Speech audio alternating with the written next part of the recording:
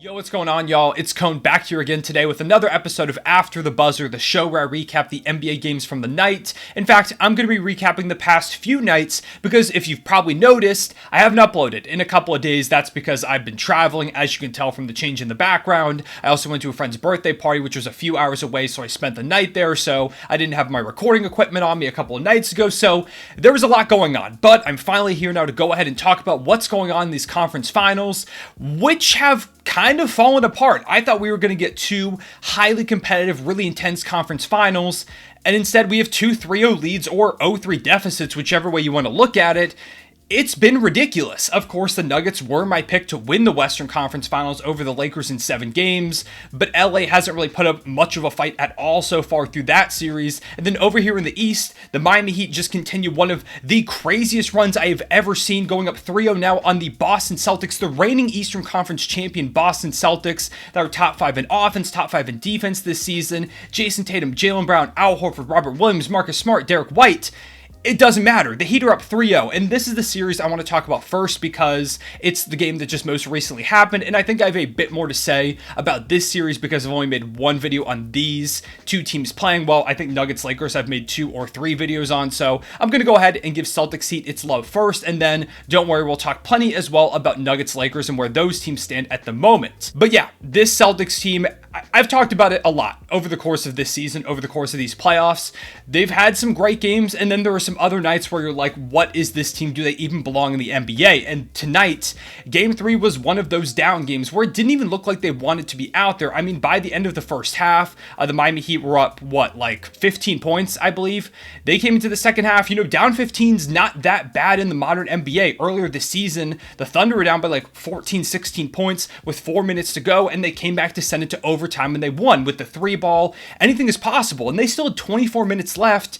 This team knows what it's like to make an NBA Finals. They had so much still to play for, and yet it felt like they completely gave up. Going into the second half, it looked like they didn't want to be out there. They were lazy. They were turning the ball over, settling for a lot of shots, which we've seen the Celtics do a lot over the past few years. But now more than ever, it kind of feels like they're checked out. Again, like I've said in previous videos, they're treating this like it's Game 8 of the regular season and not their season literally on the line because no team has ever come back from a 3-0 deficit. Of course, it's possible, but we've never seen it done. And with the way this Heat team is playing, this Heat team isn't going to be the first team to go ahead and give that up. They are so locked in at the moment.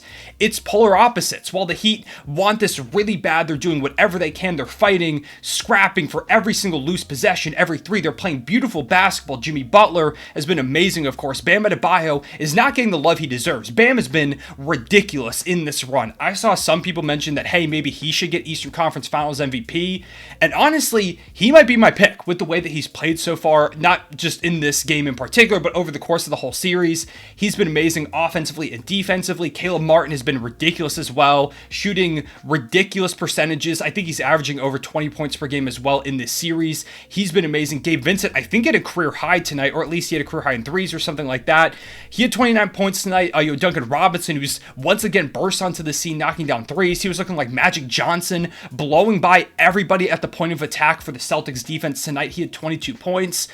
The Celtics got eviscerated. They lost by 26 points, and even that, I think, is a bit misleading to how much of a blowout this game was. It was really never close after the first half. The Heat are locked in right now. They are continuing probably the wildest run I've ever seen in my time as a hoop fan. Back in 2011 when the Mavs made their run, I was still just kind of getting into basketball, so I wasn't nearly as into it as I am now. Oh my God, 12 years later, which is ridiculous. So to me, this is like the wildest run that I've ever, really paid attention to in full, in depth. So this has been amazing. I've become a huge fan of Jimmy Butler and this Miami Heat team over the course of this run. I've always really liked them, but what they're doing now is something so special. They're 1 win away from becoming the second 8 seed to ever make the NBA Finals. They're doing it with a bunch of undrafted guys, one of the greatest coaches in the league today, the best coach in the league today. I think we can all agree on that at this point in Eric Spoelstra. this Heat team just doesn't quit. I mean, that Heat culture is a real thing. They're going to grind it out. They're going to fight. They don't care if they're the underdog. In fact, they kind of even like it that way. And every team so far has kind of looked at them as the underdog. They've knocked everybody out. They've kicked every team in the teeth. And again, with the Boston Celtics, they're doing it again. They came into this series as the underdogs. They didn't see it that way. I think there's that ESPN like BPI type thing that says, okay, this team has this percentage of chance to win the series. And it picked the Celtics like 97% of the time to win the series or something absurd like that. I think most people knew that it wasn't going to go like that. I mean, like I said earlier, I think I picked Celtics in 7, so I knew this was going to be a close series. But the Heat have, again, kind of proven me wrong in a way because I've picked against them in a couple of these series. Now, I thought they had a good chance to go ahead and beat the Knicks, but against the Bucks and the Celtics, I thought Boston and Milwaukee were going to get it done. I thought Milwaukee was going to walk all over the Heat, but again, they're proving me wrong. They continue to play way beyond what I thought they were capable of, and it's because all these guys are just bought into what they're going to do. They believe in themselves. They're playing hard every single possession, and it's working. Then on the other side, of course, there's the Boston Celtics, who, again, don't even look like they want to be out there at this point. It looks like they're all checked out. They don't want to even try and compete. They don't want to try and make a comeback. They're like, okay, this game's over, whatever, we'll go into game 4, and I honestly expect game 4 to, again, be a blowout of Boston, because this team just looks completely dysfunctional. A lot of people are blaming Joe Mazzulla, and I do think that he's not a great head coach. I haven't been super impressed with some of the things I've seen from him this season, and he did take a lot of blame. I've got to give him credit. After the game, he said, I feel like I've kind of lost the locker room a little bit. A lot of this goes on me. I have to be better, and I can really appreciate that because I don't think he's this terrible head coach like a lot of people are saying.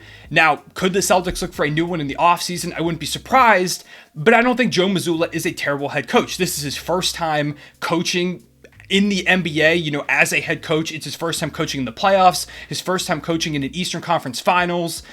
I do think he still has the potential to be great. Now, again, if the Celtics went another direction, I wouldn't necessarily blame them, but I don't think this is all on Joe Mazzulla like some people are trying to say. I think most people on this team deserve a share of the blame. Of course, you've got Jason Tatum and Jaylen Brown, who are supposed to be their young star wing duo, and they've been here and done this so many times. Like, they've been to multiple Eastern Conference Finals. They've been to an NBA Finals last year. You think the experience that this team has would show at some point. Al Horford is a longtime veteran who was part of this finals team last year. This whole team is like the same squad that made the finals last year, and they're just kind of giving up at this point. Now, I don't know if maybe there's some dysfunction in the locker room. There's some underlying issues. I know there's been a lot of kind of low-key drama surrounding Jaylen Brown. Like, we don't really know if there's anything actually there. There's been rumors that maybe he wants to leave and go somewhere else. Of course, he's going to be eligible for a Supermax pretty soon because he did make All-NBA, which has a bunch of Celtics fans worried because Jaylen Brown might not be worth that much money because it's like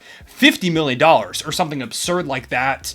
So that is maybe a point of tension in the locker room with Jaylen Brown. He's like, do I go somewhere else and try and get my own team? Do I get the bag here? Are they even going to offer me the money? So I don't know if something like that's going on. Jason Tatum's been wildly inconsistent this entire run, as well as JB. Al Horford has just forgotten how to shoot. Everything is bad for the Celtics right now. Again, it feels like they've quit. They're just not playing well. The Heat just look like the far better team, which is not something I thought I would be saying at this point in the season in the Eastern Conference Finals. I thought the Celtics would show some kind of fight whatsoever. I thought they would say, okay, we're not going to go down 3-0. I thought they would take this game. In fact, in game 2, which I can go ahead and talk about a bit now, I thought they were going to punch back because the Heat stole that game 1 on the road. But like we saw with Philly, I thought the Celtics were going to come back in game 2 and say, okay, you took game 1 from us, but we're going to show you why we belong here. And they were going to blow out the Heat in game 2. That's what I thought. I think that's what I predicted in that first video that I made. But it wasn't the case because it was a back and forth battle all night. The Celtics took a bit of a lead. The Heat fought back. And at the end of the game, the Celtics were up 6 with a few minutes to go. Grant Williams checks in, who I actually advocated for to play a bit more in my game 1 recap. Maybe that was a mistake because he immediately trash talks Jimmy Butler. Jimmy Butler goes on a 6-9 point tear at the end of the game. The rest of the squad locks in and the Heat end up winning. And credit to Grant Williams. He said at the end of the game, in his post-game press conference, I don't run away from anybody. I'm going to talk my trash. It's what I do. And if, I'm not able to back it up, I'm going to live with it. And I can respect that. I can respect that he kind of took a bit of a fall for that he said, I am going to do what I'm going to do and we're just going to see what happens. And I thought he did play well in that game. Of course, he got destroyed defensively by Jimmy Butler because every player that's tried to guard Jimmy has in these playoffs. But it wasn't just Grant Williams. A lot of people put all the blame on Grant in that game, but Jason Tatum had some problems. Jaylen Brown has had some problems. Joe Mazzulla, I haven't loved some of his coaching decisions. Everything kind of just feels like a mess in Boston. And if they do end up getting swept, I expect some decent changes in Boston this offseason because this team on paper looks phenomenal, but they're not performing. Of course, basketball games are never played on paper for a reason. This is exactly why. So shout out to the Miami Heat. I genuinely expect them to come into Game 4, knock out the Celtics in dominant fashion because Boston kind of just feels like they've given up. And if you're a Celtics fan out there or just have an opinion, I'd love to know what y'all think about this Celtics team. What direction should they go next season? What should they do now? What do you think the problem is with this Celtics team? What is their issue? It feels like there's a lot of different factors going into this, and it just feels like it's really hard to pinpoint exactly one issue, like a lot of people are trying to do, because obviously everybody wants to put a scapegoat on something like this, but I don't think it's, just Joe Mazzulla. I don't think it's just Jason Tatum, just Jaylen Brown. I think it's a collective of issues that Boston's going to have to figure out because the Heat have just looked like the absolutely dominant, better team so far in this series, and I think that continues in Game 4, where the Heat advance to the NBA Finals. And of course, it's a similar case over in the West, where the Denver Nuggets have a 3-0 lead on the Los Angeles Lakers. Now, this one's a bit different because I did think the Nuggets would win, but I think I said in my series preview video that it was a bit disrespectful for people to go ahead and pick either team to win in less than 6 games. I thought it would easily be at least a 6, if not 7 game series, and maybe it still could be. I mean, the Lakers could still fight back, but Denver's just looked so much better so far. Of course, Nikola Jokic is amazing. He's always going to be that incredible force. I think I'm pretty comfortable now in saying that he's the best player in the world at the moment, between the scoring, the playmaking, the rebounding. He's doing everything. He's even holding his own defensively for the most part against Anthony Davis. I've been really impressed with the way that he has played on that end. You've also got Jamal Murray, who has been ridiculous. I think he scored 30 in every single one of their games in the Western Conference Finals so far, including last game where he had a ridiculous first half. I think he had 30 points at the end of the first half, if I'm remembering correctly. If it wasn't 30, it was pretty close to that. He was unstoppable, and Jokic really did not have it going offensively in that first half, and then Jamal Murray cooled off in the second half while Jokic kind of heated up, and the rest of the offensive guys as well. Kentavious Caldwell-Pope had a great, I think it was third quarter, where he was knocking down mid-range jumpers, threes, attacking off the dribble, doing a bit of everything. And this Nuggets team is just amazing. They're so well-rounded offensively. Of course, they were the best team in the league for a majority of this season. They were the best team coming into the playoffs offensively. Of course, when you have Nikola Jokic, Michael Porter Jr., Kentavious Caldwell-Pope, Jamal Murray, when you have this personnel, you're going to be the best offense in the league. If you just have Nikola Jokic and some competent offensive players, you're going to be one of the best offenses. You give him great offensive players like he has now, you're probably going to be the best offense in the league 9 times out of 10, if not 10 times out of 10, when you have that setup. And of course, I like what Michael Malone has done coaching as well. They've exploited a lot of the weaknesses that the Lakers do have. They've done a great job of neutralizing Anthony Davis, playing good defense on a lot of these guys, attacking the weaker defenders on the Lakers roster,